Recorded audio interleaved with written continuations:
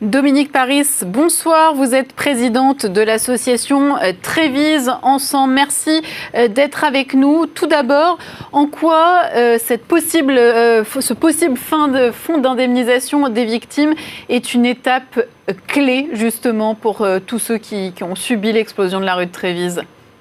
C'est une étape clé pour nous parce que c'est la reconnaissance en fait de cet accident collectif, de ce drame et du fait que vous avez 400 personnes au moins 400 personnes qui ont subi des préjudices qui aujourd'hui ne sont pas encore ni reconnus ni indemnisés.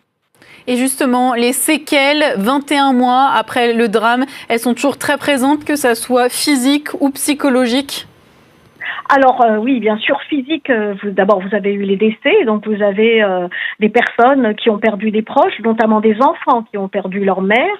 Et puis vous avez des blessés très graves. Vous avez des personnes qui vont être handicapées à vie, qui aujourd'hui ont en plus perdu leur travail. Et donc effectivement, ces personnes-là, elles ont besoin de se reconstruire et puis elles ont besoin aussi qu'on les aide financièrement parce qu'aujourd'hui, elles payent directement de leur poche et de façon difficile, en fait, beaucoup de soins. Par ailleurs, vous avez les personnes qui, elles, ont des séquelles psychologiques, mais tout le monde a des séquelles psychologiques. Ça fait 20 mois, 21 mois aujourd'hui que nos vies ont été bouleversées, que nos vies ne seront plus jamais les mêmes, et qu'il faut que, quelque part, on aille de l'avant. Et justement, est-ce que vous êtes encore accompagné psychologiquement? Est-ce que au niveau de la ville, par exemple, on vous offre un accompagnement psychologique qui est toujours nécessaire? Alors bon, il y a une association qui s'appelle Paris Aide aux victimes qui aide psychologiquement les victimes, mais dans l'ensemble, beaucoup de victimes en fait ont des praticiens qui les accompagnent et ces praticiens qui les accompagnent, il faut les payer de la poche des victimes. Et que l'on comprenne bien justement les frais des victimes. Vous disiez que ça avait un poids très lourd du côté financier. Qu'est-ce qu'il faut payer? Donc des soins médicaux, des soins psychologiques, pour certains encore des hôtels, ou ça c'est pris en charge? Non, il n'y a plus d'hôtels aujourd'hui. Alors les logements, cela dépend. Ça dépend en fait du logement que vous aviez avant et de l'indemnisation que vous recevez. Et donc vous pouvez être en partie en fait prise en charge ou prise en charge en totalité en fonction de cela. Mais vous avez des blessés graves qui sont obligés d'aller consulter pour des expertises. Une expertise, ça coûte 2 000 €.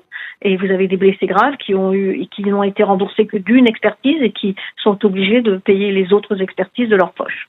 Donc enfin, ce fonds d'indemnisation, c'est une lueur d'espoir pour toutes les victimes de l'association Trévise, toutes les victimes de cette explosion.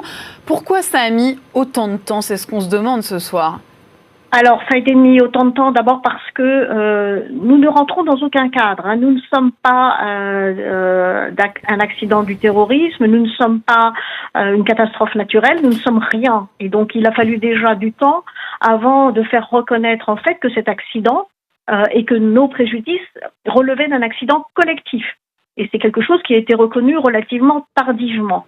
Et donc, comme vous n'avez aucun cadre, vous n'avez pas de cadre. Donc après, on vous dit, débrouillez-vous avec vos propres assureurs, les uns et les autres, voilà.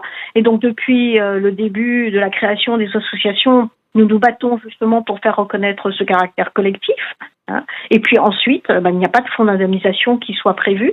Donc, vous avez une compagnie d'assurance qui s'est portée en fait pour indemniser, mais de façon vraiment très minime en fait, des préjudices, qui dans un premier temps n'a reconnu d'ailleurs que les préjudices corporels, en disant qu'il n'y avait pas de préjudice psychologique, que ça n'existait pas. Voilà, c'est quand même ce qu'on s'est entendu dire pendant toute l'année 2019.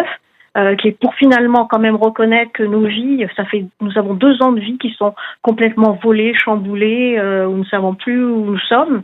Et aujourd'hui, donc enfin, j'espère qu'on va pouvoir effectivement lancer un fonds d'indemnisation. Alors nous avons reçu la lettre de Madame Hidalgo. Cette lettre dit que ça doit passer par une loi. Donc j'espère que si on doit avoir besoin d'une loi pour monter ce fonds d'indemnisation, ça va pas prendre encore 2 ans. Hein. J'espère que, puisque Madame Hidalgo fait appel au gouvernement de la France, j'espère que la loi va être mise en œuvre rapidement et que le décret d'application de cette loi va aussi être mis en œuvre rapidement. Voilà, pour que on soit indemnisé à la hauteur de nos préjudices dans un délai relativement court. Justement, sur la position de la mairie de Paris, on le rappelle, hein, la ville, elle a été mise en examen pour homicide involontaire, notamment. Et pourtant, elle explique bien qu'elle ne reconnaît pas sa responsabilité. Vous, côté victime, qu'en pensez-vous de cette position ? Écoutez, il y a eu déjà des accidents collectifs, il y a eu Lubrizol, il y a eu Brétigny, l'accident de Brétigny. À chaque fois, il y a eu des fonds d'indemnisation qui ont été mis en place par des acteurs qui n'ont pas reconnu leur responsabilité, mais qui ont décidé d'indemniser les victimes. Donc pour nous, c'est un pas. La responsabilité, c'est une chose. Elle va mettre beaucoup de temps avant d'être reconnue. Il est normal que la ville qui est mise en examen, quelque part, conteste cette responsabilité. C'est le travail de la justice. Nous sommes des victimes et ce que nous demandons, c'est être indemnisés dans un temps qui ne soit pas le temps du judiciaire. Merci beaucoup Dominique. Marie, je le rappelle, vous êtes présidente de l'association Trévise Ensemble. Merci beaucoup d'être intervenue dans Bonsoir Paris.